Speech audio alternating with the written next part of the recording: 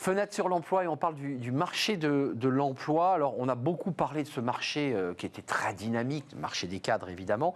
Stop ou encore, parce que c'est une question qu'on se pose en 2023. Et réponse avec Julien Breuil. Bonjour Julien. Bonjour. Directeur Relations Entreprises, groupe EDC Business School.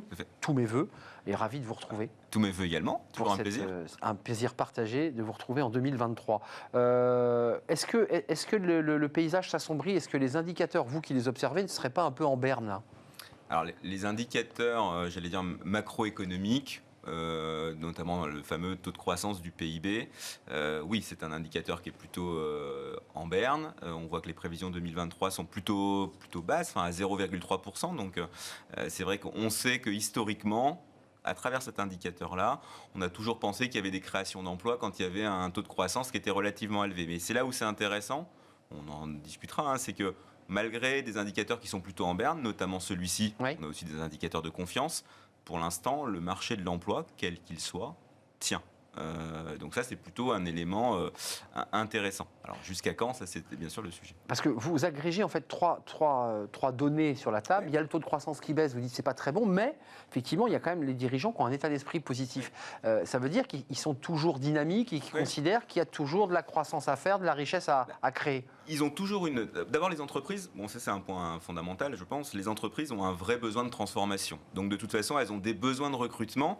Comme je l'explique toujours, on peut aussi recruter et licencier pour entamer une transformation de l'entreprise. On l'a vu, on le voit avec Amazon, là, qui avait énormément recruté pendant le Covid et qui reflue là. Et qui reflue. Alors eux ont recruté avant et licencié après. Après, certaines entreprises peuvent recruter sur des nouveaux métiers et licencier sur des anciens. On a vu les chiffres, on peut peut-être les revoir sur le moral des chefs d'entreprise. Voilà, l'état d'esprit des dirigeants, 74 positifs, 82 inquiets quand même du prix de l'énergie. Ça me semble évidemment une réalité. Dans certains secteurs, c'est encore plus. 76% inquiets des difficultés à recruter et 70% sont inquiets des demandes d'augmentation. Ça, c'était les NAO de décembre, et avec des salariés qui sont mécontents de ce qu'on leur a donné. C'est ça. Alors, parfois, les NAO, d'ailleurs, n'ont pas encore été totalement traitées.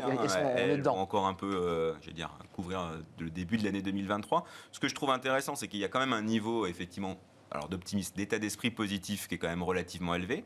En revanche, quand même en baisse de 13 points par rapport à la dernière vague. Ça, c'est un élément. Et le deuxième élément, c'est que sur les 3 items de crainte, il y en a un qui est lié vraiment au coût, bien sûr, l'énergie. Puis il y en a 2 qui sont quand même liés, certes, un peu au coût pour les salaires, mais quand même globalement à la sphère RH. C'est-à-dire, on sait qu'on va avoir des difficultés à recruter, parce que le marché est quand même encore tendu, et on aura une problématique sur les salaires, les deux d'ailleurs étant parfois étroitement liés, parce que pour recruter, on est parfois obligé d'augmenter la rémunération pour trouver le profil équivalent qu'on avait et qui a démissionné. Faire un petit effort. Et d'ailleurs, ce qui vient faire écho à votre deuxième item, à votre deuxième analyse, c'est des recrutements qui restent élevés face aux besoins des entreprises. Ça veut dire, il y a quand même, ça va bouger, le marché bouge encore. Le marché de l'emploi bouge encore. On a quelle que soit d'ailleurs la typologie des profils. Alors, on a un niveau de mobilité des cadres qui reste élevé. On l'avait vu sur le 4e trimestre à 46%. Bon, le niveau de mobilité, l'intention de mobilité des cadres, elle est toujours élevée. Après, c'est le passage à l'acte qui peut être un peu compliqué. On a, en parallèle de ça, un marché plus pour les plus jeunes, alors qu'ils ne sont pas encore rentrés sur le marché de l'emploi, mais c'est quand même un formidable, j'allais dire, tremplin. C'est l'apprentissage. C'est la bonne période. Là, pour le coup, sur l'apprentissage, on voit bien que la tendance de vouloir maintenir un nombre d'apprentis élevé, elle est encore là, même si on a revu légèrement les aides. Oui, tout à fait. Elle reste quand même importante. On vise quand même 1 million d'apprentis en 2027. On est à peu près à 860 000. On voit d'ailleurs, d'après le dernier baromètre qui est sorti, je crois, aujourd'hui, pour ne pas les citer, mais de Manpower, les intentions de création nette d'emplois sont encore élevées. Ça veut dire que pour l'instant, malgré un taux de croissance qui reste assez faible, c'est peut-être la situation post-Covid, on crée de l'emploi parce qu'on a besoin de se transformer. Justement, en quelques mots, on a aussi un marché du travail, et ça ne démarre pas depuis janvier, qui est en pleine mutation, en pleine transformation.